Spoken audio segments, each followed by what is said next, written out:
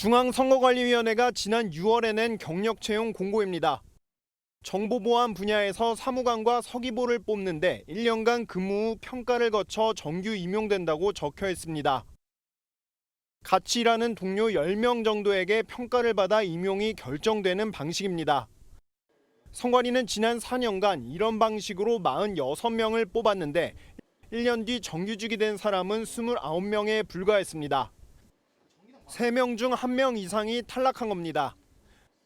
그런데 이 같은 채용은 주로 운전이나 경비 업무 같은 방호, 시설 관리 등의 직군에 적용됐고 다른 정부 부처에서는 거의 찾아보기 힘든 방식입니다.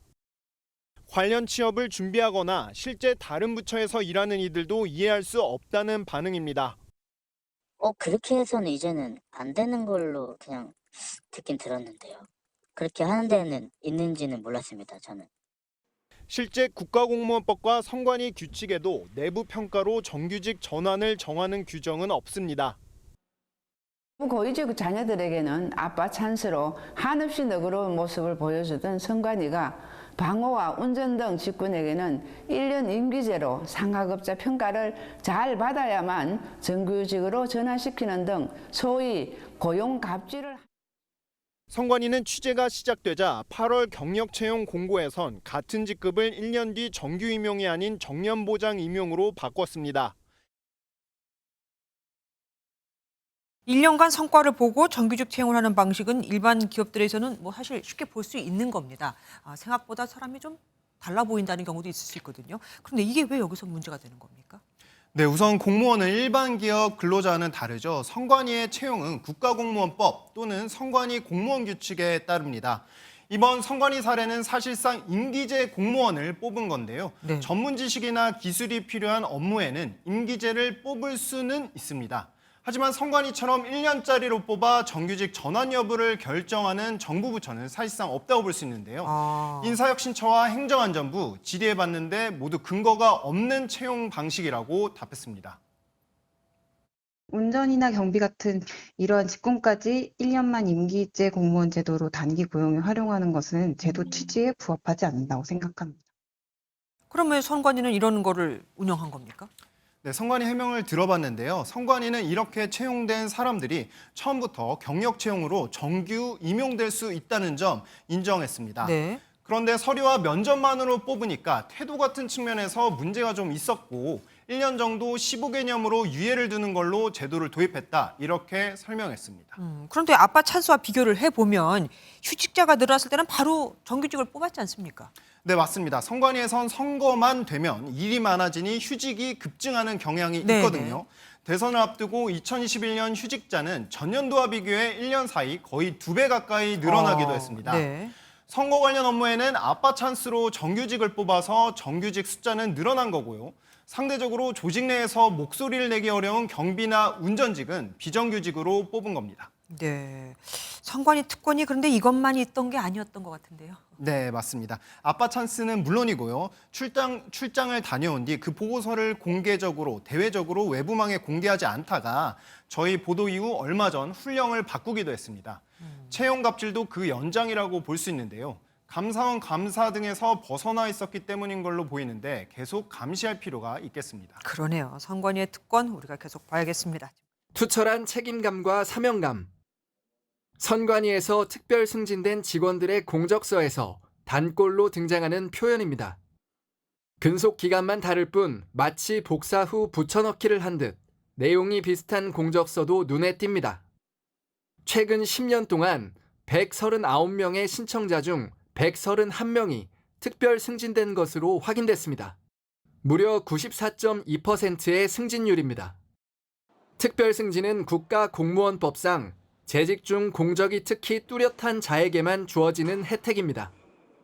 공직사회에선 특별한 공적 없이 무임승차한다는 비판이 적지 않은데 선관위 역시 예외가 아니었던 겁니다. 기관이 배려하는 것 자체가 다 국민들의 부담 아니겠습니까? 국민의 세금으로 월급을 받는 공무원이 자기들 나름대로 짬짬이로 특별 승진을 선관위 측은 특별 승진은 관련 기준에 따라 엄격하게 심사하고 있다고 해명했습니다. 지난 2017년 선관위 사무처 직원 A씨는 필리핀 여행에 동행한 선관위원으로부터 149만 원의 경비를 지원받았습니다. 이렇게 선관위원으로부터 여행 경비 등을 받은 선관위 사무처 직원은 모두 20명. 그 외에도 전별금과 명절기념금 명목으로 금품을 수수한 선관위 관계자도 118명으로 확인됐습니다. 이 돈은 모두 선거관리위원들이 개인 회의 참석 수당을 자체 공통비로 적립한 계좌에서 나왔습니다. 감사원은 이런 방식으로 금품을 수수한 128명의 선관위 관계자가 청탁금지법을 위반했다고 밝혔습니다. 지금까지 선관위는 직원이 상급 공직자인 선관위원으로부터 금액 제한 없이 돈을 받을 수 있다고 해석해왔습니다. 하지만 감사원은 선관위원이 공무를 수행할 때를 빼고는 공직자로 볼 수 없고 업무와 관련 없는 골프 여행에 직원과 위원이 동행하는 건 사적 행위라고 판단했습니다. 이외에도 감사원은 노정희, 노태학 대법관 등 전현직 중앙선관위원장에게 매달 290만 원의 수당이 위법하게 지급된 사실도 함께 적발했습니다. 선관위 사무규칙을 보면 인사과에서 인사감사 관련 사항도 맞는다고 돼 있습니다. 임명부터 근태, 포상 및 징계 등 인사 전반을 소관하는 곳에서 인사감사까지 맞는 구조입니다. 다른 주요 헌법기관들과 비교해봐도 이례적입니다. 국회 사무처 헌법재판소, 법원, 감사원 모두 인사소관부서와 감사부서가 분리돼 있습니다. 이에 따라 앞서 선관위가 공언했던 자체 전수조사 역시 인사과가 계획하고 추진해 온 겁니다. 셀프조사란 지적 속에 진행됐던 이 자체 조사마저도 취재 결과 중단된 것으로 확인됐습니다. 선관위는 감사원 감사와 권익위 실태조사에 응하고 있어서 중복감사와 실효성 등을 고려해 자체 조사는 중단했다고 설명했습니다. 감사원과 권익위에 공을 돌린 건데 두 기관 모두 강제 수사권이 없어 사실상 조사가 선관위 협조에 달린 셈입니다. 과연 이렇게 만들어진 기관들이 자정 능력이 있는지에 대해서 심각하게 우려하지 않을 수 없고 감사원의 감사가 전면적으로 실시되는 것이 저는 필요하다고 생각합니다. 선관위는 전수조사 자료 취합은 모두 마쳤지만 자진 신고로 받은 개인정보를 외부 기관에 한꺼번에 제공하는 건 조심스러운 입장인 것으로 전해졌습니다. 지난해 중앙선관위 직원들이 다녀온 역량 강화 해외 연수 일정표입니다. 영국을 찾아간 직원 10명이 대형박물관과 옥스퍼드 대학, 버킹엄 궁전 같은 관광 명소를 방문했습니다. 업무 관련 일정은 둘째 날과 다섯째 날 이뤄진 스코틀랜드 선관위 방문과 한인 인터뷰가 전부입니다. 또 다른 연수팀은 스페인으로 향했습니다. 이틀에 걸쳐 스페인 선관위 등 기관 3곳을 5시간 동안 방문했습니다. 나흘 정도는 스페인 현지에서 질의 준비와 자료 정리를 했다고 연수 보고서에 적었습니다. 체코와 헝가리로 연수를 다녀온 직원들은 보고서에 버젓이 쉽게 접할 수 없는 현지 문화를 경험했다고 담았습니다. 지난해 내부 추천을 통해 선발된 7팀 65명은 방문국과는 다르지만 유사한 형태의 역량 강화 해외 연수를 다녀왔습니다. 직원 1명당 300만 원, 지난해에만 2억 원의 예산이 투입됐습니다. 그런데 연수 보고서는 선관위 내부망에만 공개되고 있습니다.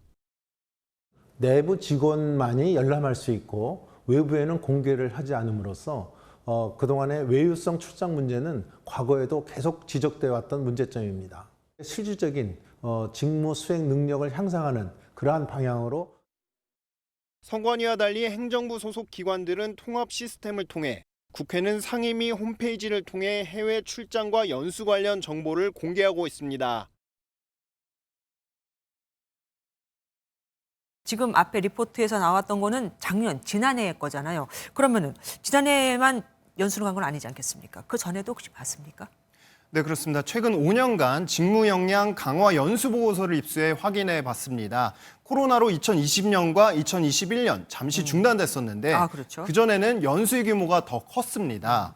보고서 내용은 더 심각했었고요. 그래요? 네, 2018년 페루를 간 보고서를 보니 열흘 중 페루 의회와 한국 대사관 방문을 제외하고 마추픽추와 잉카 제국 수도 쿠스코 그리고 리마 이런 곳들을 찾았는데 여기 사진으로 보실 수 있는 이런 활동들을 했습니다. 네. 문화 체험 명목이었습니다. 영국을 찾는 연수팀의 대형 박물관과 버킹엄 궁전 거의 빠지지 않는 필수 코스였습니다. 아니 나라 돈이 들어가는 연수인데 참 쉽게 이해가 되지 않습니다. 어떻게 나라 돈이 들어가는데도 불구하고 선관위는 이렇게 투명하지 않게, 그러니까 공개하지 않을 수 있는 거죠, 연수 보고서를? 네, 선관위는 관련 규정이 없다는 그런 입장입니다. 선관위는 국가 공무원 복무 규정에 따르지 않고 자체 훈령을 따릅니다. 여기에는 연수 보고서를 작성해야 하는 의무는 있지만 내부망에 등록하라고 돼 있습니다. 외부에서 감시하기 어려운 거죠. 네. 일반 공무원들은 국가기밀의 보호나 보안 유지가 필요한 것에 한해 소속 장관이 사유를 밝혀야만 비공개로 할 수 있도록 하는 등 엄격한 기준을 따릅니다. 하지만 기준이 없는 거 아니겠습니까? 이렇게 외유성으로 다녀온 걸 보면 선관위는 뭐라고 얘기합니까? 네, 선관위는 MBN의 질의에 대법원과 헌법재판소도 내부망에만 연수보고서를 등록하고 있다 이렇게 밝혔습니다. 쉽게 이해하면 선관위도 헌법상 독립기관이다 이런 네. 걸 강조한 건데요. 선관위는 올해에만 직무 역량 강화 연수에 2억 3천만 원의 예산을 배정했습니다. 선관위 스스로 훈령을 바꾸지 않는다면 올해에도 해외 관광지에 다녀온 연수 보고서가 내부망에만 올라가게 될 걸로 그럼 보이는 상황입니다. 내년에도 올해 걸 또 살펴봐야겠네요.